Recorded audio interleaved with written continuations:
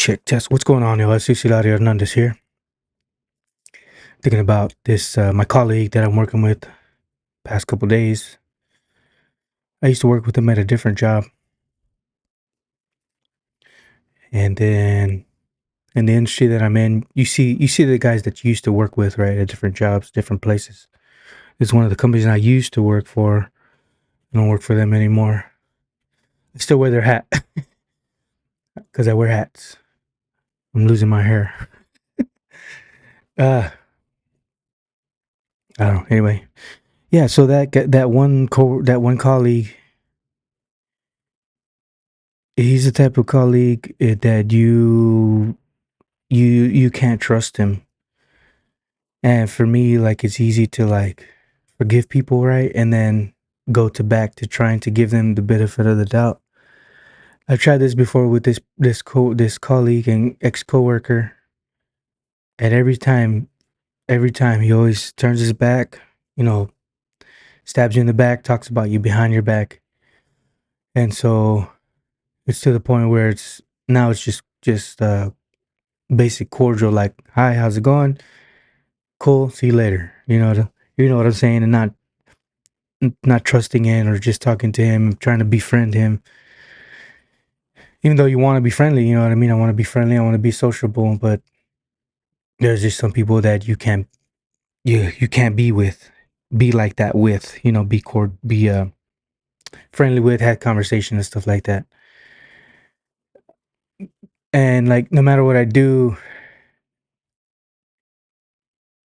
it seems like to him that it seems like he thinks that I'm always trying to like one up him, like try to be better than him. Like if I get to the job site early before him, I think he takes it personal, you know? And I'm just like, what? I mean, I'm tired of being that.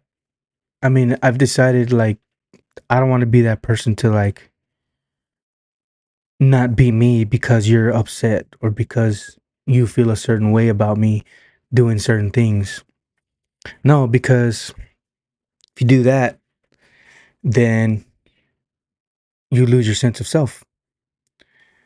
And I've learned this from having narcissistic family members in my life, a narcissistic mother, that no matter what you do, try to please them. You try to please them and please them and please them. It's never enough. It's never enough. And it sucks because, and it's bad in the long run, because you're always constantly putting yourself aside for other people. So if you have that in a family dynamic and you leave to go to the workplace, I want to say you start subconsciously looking for that person that is like the narcissistic person in your family member to serve. Because when that coworker or that colleague treats you like that family member did, it seems like it might be easier for one to do what they want because you've been growing all these years with a narcissistic mother or narcissistic family member to live for them, to do for them.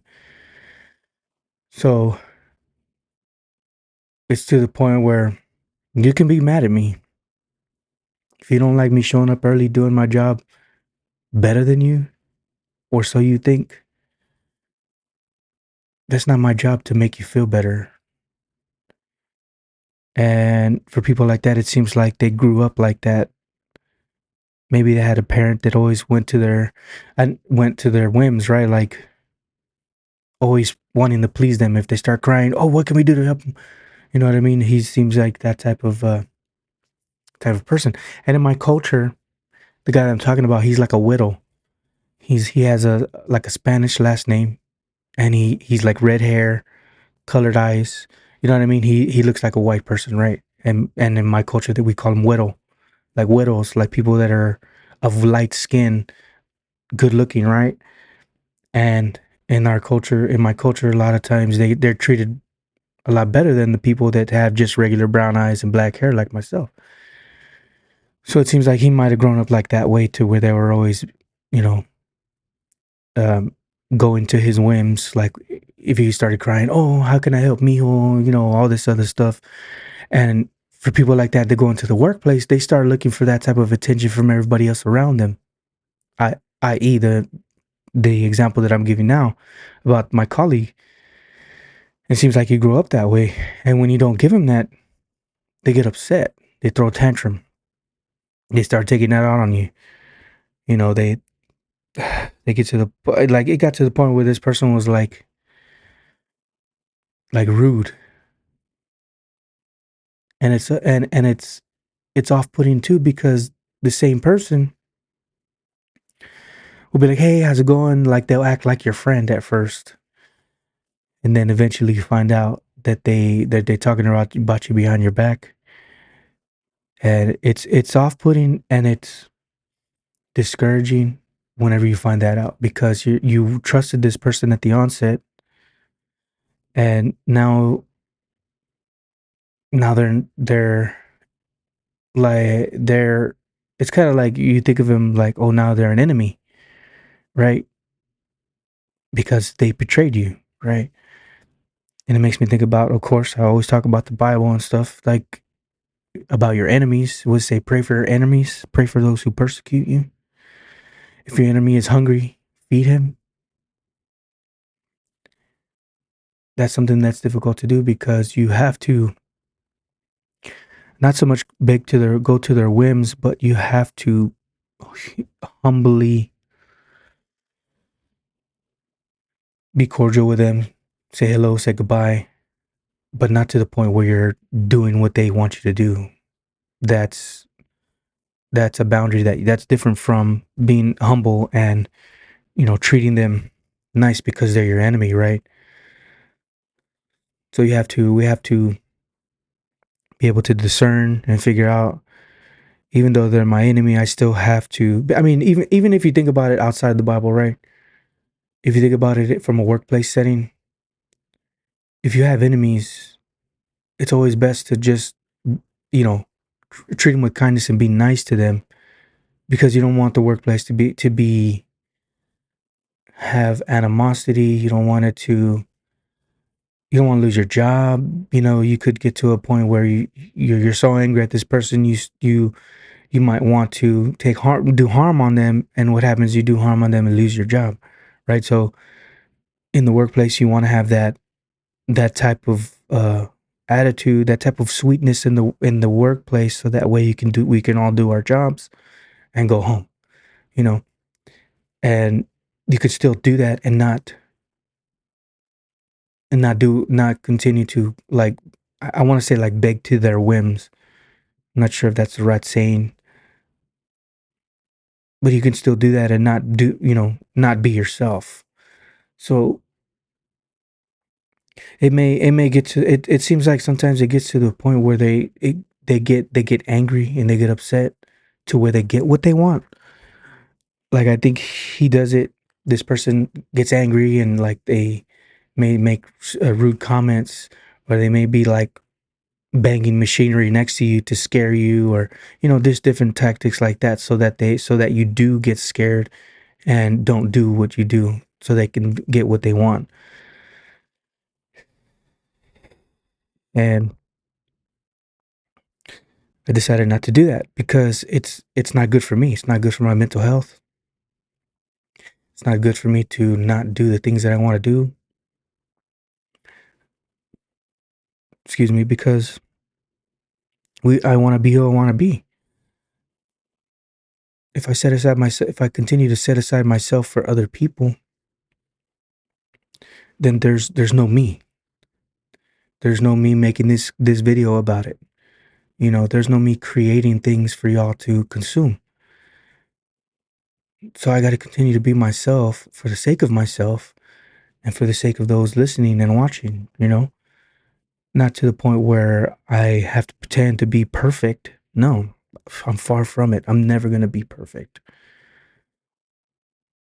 All I can do is do my job, go home, be with my family, and just be me, and not be upset with myself because I didn't do what somebody else wanted me to do. And I mean, it's hard because there's a lot of narcissists out there, people that want you to do for them because I mean, there's a lot into that, and which I'll probably talk about more later. Talk about narcissism and stuff like that,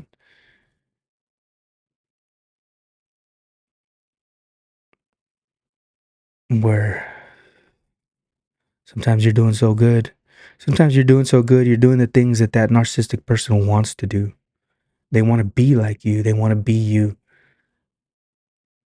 And it's to the point where I noticed that they try to do things to get you to not be you so they won't make them look bad. So that they don't feel bad on the inside, so that they don't feel like a loser. Because that's basically sometimes what it does. When you do the things that they don't want you to do, you're making them feel inadequate, making them feel those feelings that they felt as a child, maybe, around their parents that treated them that way. And yeah, this is day number 4, you guys. I'm trying to do a vlog post every day on, you know, the different types of topics that come to mind that I'm dealing with. And they're gonna hopefully help you. That can hopefully help you guys out. Check out my blog at Jesus Hilario H JesusHilarioh.com.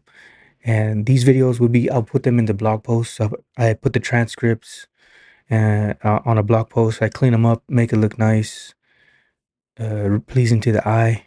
You can check them out right there. That's the how do you say, the written version of this video.